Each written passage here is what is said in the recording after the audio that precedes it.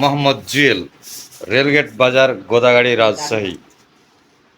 অত্র এলাকায় সুপরিচিত একজন আম ব্যবসায়ী। বাংলাদেশের যে কোনো জেলায় যে কোনো ধরনের ভালো ভালো আম সরবরাহ করে থাকে। অর্ডার নিয়ে থাকে মোবাইলের মাধ্যমে, পাঠিয়ে দেয় কুরিয়ারে।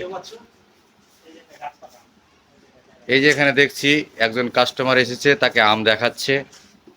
সে কাস্টমার আম কেনার জন্য এসেছে, আম মেপে মেপে তিনাকে দিচ্ছেন।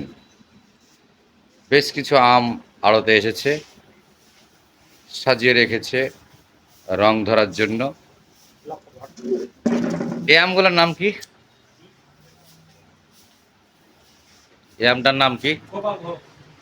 এগুলা গোপালভোগ আম, বাগান থেকে আজকে এসেছে।